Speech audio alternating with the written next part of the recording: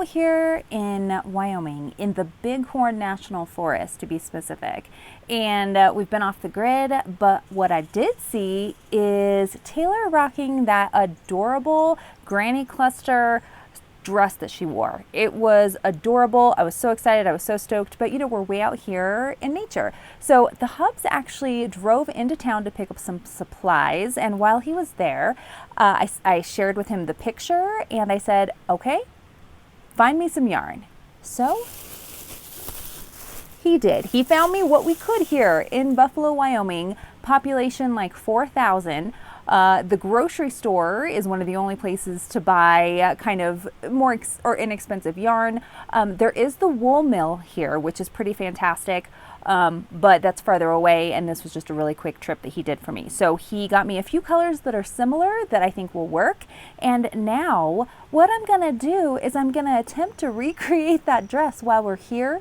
We're only here for another week, but we'll see how it goes. I've already started mapping out, as I typically do, my whole plan of action. Lily is over here helping me out, saying hi. So anyway, we'll see how it goes, but that is the start. Now, one thing I will say, the dress itself is available, or no, it's sold out on thecraftygrrl.com. That's apparently the brand, that's where she bought it. They were only selling it for $120. Gasp! I know, did that scare you? It scared me too, because only selling a crochet dress for $120 is, there's no way that the person that made it got paid. That's just, honestly, that's just how it is. So what I wanted to do is, you know, figure out how much it actually would cost someone like me. I'm not a professional crochet artist. I love crocheting and I do it as a hobby.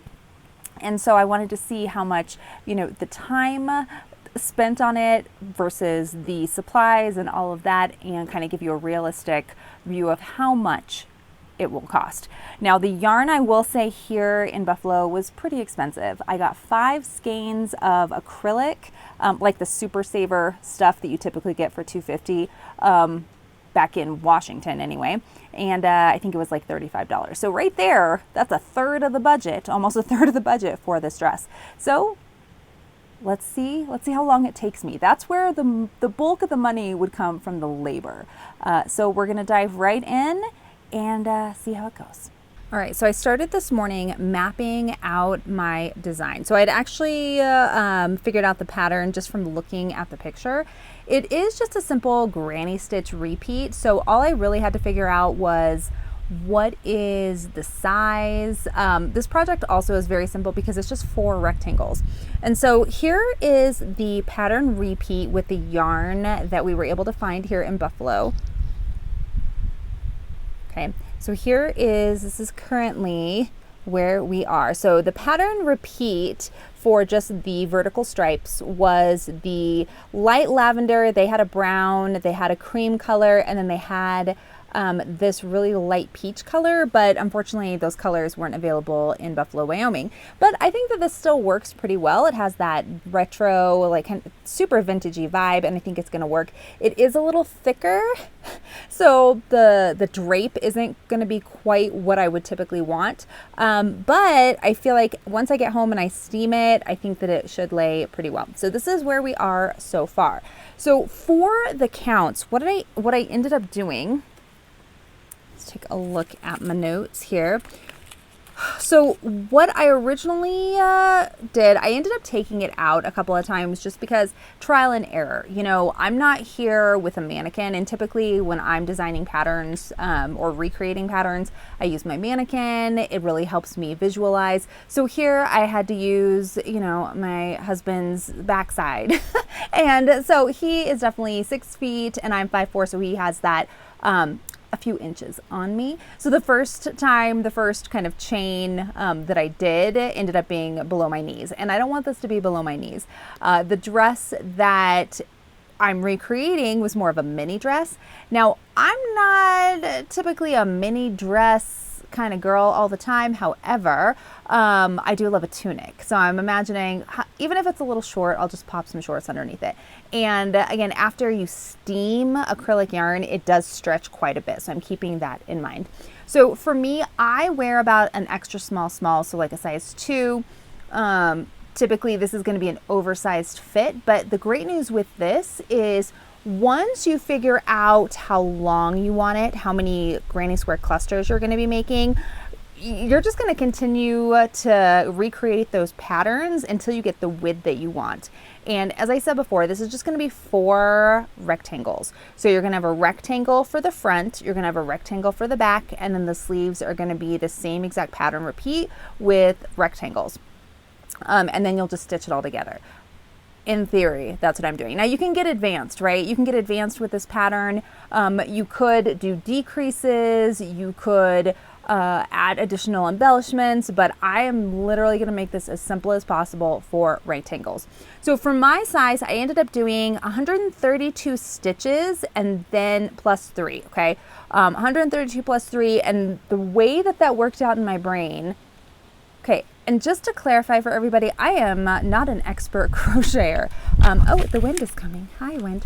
So I am not an expert crocheter. I love doing it, and I really enjoy recreating things that I've seen. But I'm figuring this out just by hands-on. That's how I roll. So I ended up doing 132 in the first chain plus 3, and those 3 were actually the first double crochet in that first cluster. So that's how that worked. And then I ended up skipping 2, doing a cluster of 3 double crochets, skipping 2, 3 double crochets, skipping 2, etc. And that's the pattern, okay? That's the repeat. That's how you do the granny stitch. At the end, you can end a couple different ways. You're either going to end on one row with a cluster, or you're going to end with a chain, okay, a chain 3. Also, one of the things that I did a little differently than some other folks I know, when you're working on granny squares in general, you can kind of play with the design and do different things that make sense for you. So there are some times where I chain 1 between the clusters. There are times where I skip maybe 3 between the clusters instead of 2. It really depends on what the project is. For this one, because I wanted this to be a little bit closed weave, I did end up omitting that extra chain between the clusters. So it is making the yarn rather, thick. It doesn't have a lot of, it doesn't have a lot of movement to it, as I said, but once I steam it, that'll loosen that right up. And that'll help because it is, look, it's sheer, it's pretty sheer. So if you add that extra chain in there, which you absolutely can do, it just makes it a little bit more open. Which if you're making, maybe it's a bathing suit cover up, that would be perfect, right? You may even want to add more spaces in there just to give it a little bit more room. All right, so that is kind of just a quick little recap of what I've been doing so far. So what I'm going to be doing now is I'm just going to be continuing. I'm going back to this lavender color. It's actually called lavender in Super Saver yarn. So again, super cheap acrylic. That's what they had. So the repeat that I'm using is lavender, brown cream, brown, and then the orange, in this case called coral. And so I'm going to start purple again, and then we're going to keep going. I think I'm going to do this 4 times. I think I'm going to do the same repeat 4 times, and then we'll give another measure and see if that makes a good front panel. And if it does, that'll be the first panel done. Then we'll make the same exact process with the back panel, and then I'll have to come back and figure out the sleeves because they are definitely, I have a little bit shorter arms, and the best part about crocheting, about making your own clothes in general, is that you can customize it to fit you. So that is what I'm going to do. So anyway, that's where we are. Again, you can't beat this backdrop. You can't beat this nature. It's pretty amazing. So the project so far, so here's our little progress check. So I've done the front and back panels. I've also stitched them to the side at the top. You'll see that there's this little cutout here. It's because I decided to add some decreases and increases just around the neckline, just to make it easier to get on and off. If I had it to do over again, I would actually not add that. So I would say it's not necessary. It was just kind of a pain, and you can actually see over here where I kind of had to fix some issues with it. So I would just say, if you're looking, this is already taking quite a long time, by the way. So I would say unless you really wanted to add that in there, you can omit it and just leave that, maybe leave a little bit more space on the shoulders for your head to go through, and you'll be perfect. It'll be like a boat neck. In fact, I'm actually going to put this, I think, to the back of the garment. So there's that. So all of this work so far right here, let's give you a little rundown. Got some numbers here. Okay, so I know it's kind of hard to see here, but and my chicken scratch is not very good. So we're right here. So far, including labor, we have done 14.3 hours, okay, of work. So this right here is 14.3 hours. So that's how long it took me to work on those two pieces. And if we're using the national minimum wage, which is $16, some states it is much lower. I think there's some states where it's $6 or $7. Also, I do not work for this cheap, but I wanted to make this as realistic as possible. So we're just going with this average $16 here. So if you take that 143.6 hours or 14.3 hours times 16, we get 228.80, and then adding the cost of the initial supplies 35, that gave us 263.60. But I've done a lot more today. So sleeves, let's talk about sleeves for a second. So for the sleeve, we have this little piece right here. So this is again another rectangle. I just have it tacked with some stitch markers here just so I can put it on my arm and make sure it was the right fit that I was looking for. And then we're just going to end up stitching that here directly at the shoulder, down on both sides, and then we will stitch the sides together. Okay, so that's how it's going to be finished. So there's still probably we still have a ton of work left, but let's talk about the sleeves. So for this sleeve right here, I did 33 rows. Those rows took me approximately 5 minutes a piece to complete. When we take all the math together, that gives us 2.75 hours, and that is an additional 44, and that is for one sleeve. So we're gonna do that again for the second sleeve. So we're already at $300 in mostly labor. Also, I need to add, we actually had to buy some additional yarn. Luckily they had like one skein of each left, so there is some additional yarn. So I think it's just about the same price up here. I think it's $28. So yeah, so this is probably going to be one of the most expensive items that I've ever made. Well, I did finish my dress while we were at the cabin. We just got home yesterday, and I'm gonna give you a full recap and show you everything. But when we were at the cabin, I'll show you right here, on our very last day there, I was in a rush to try to get it done so I could take some pictures up there. And did I finish it? I did.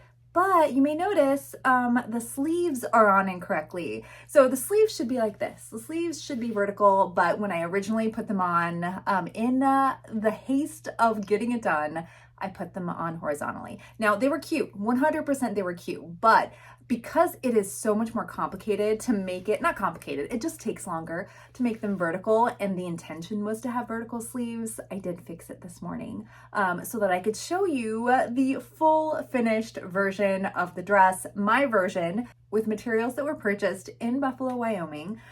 It's definitely thick, and the reason I'm down here in the basement, I will tell you, we came home from the cabin, which we had to have a fire every night. It was cold. You saw I was wearing lots of flannels, fleeces. It was like in the 30s, 40s, 50s, and it was just cold up there.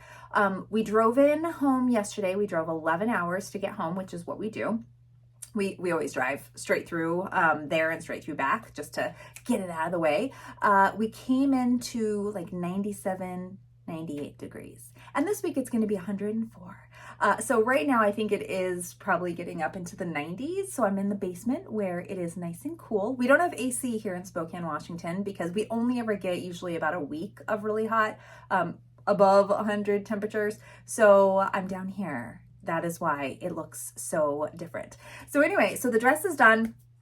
On the way home, stay tuned. I have a special surprise to share with you, something that I made on the drive home. But anyway, let's go over the cost, because the whole purpose of this was to see this company, Grrl, that's selling this dress that Taylor was wearing for $119 on their website.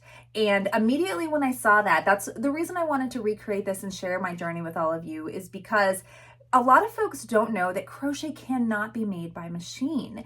And, you know, when you think of knitting machine, so I do a lot of content with a knitting machine, and a knitting machine, I can knit a beanie in like 45 minutes. Okay. If I were to crochet a beanie, it would probably take me 2.5 hours. And it's a lot more labor, and there's a lot more that goes into it from the maker. So when you have a company that is selling a dress like that for $120, I've read the description. It does not say crochet like, it does not say crochet-ish. And a lot of those companies, they'll say crochet style, which essentially is telling you that there was a machine that stitched together certain things, but it cannot do the actual art of crochet. It just cannot do it. So $120 for this dress, it doesn't make any sense. And immediately all of my crochet lovers out there, crochet artists, know that there's no way that dress could be made for that. So let's break it down. Total supplies. I ended up spending $55 on yarn in Buffalo, Wyoming. And was it more expensive? 100%. It was so expensive, but that's realistic, right? Not everyone lives in an area where you can get yarn for like under $3. Is it cheap yarn? It is. This is Super Saver acrylic yarn. It is not yarn that I would typically choose to work with, but it is what I had at my disposal. Again, thank you so much, Hubs, for going and picking this out for me.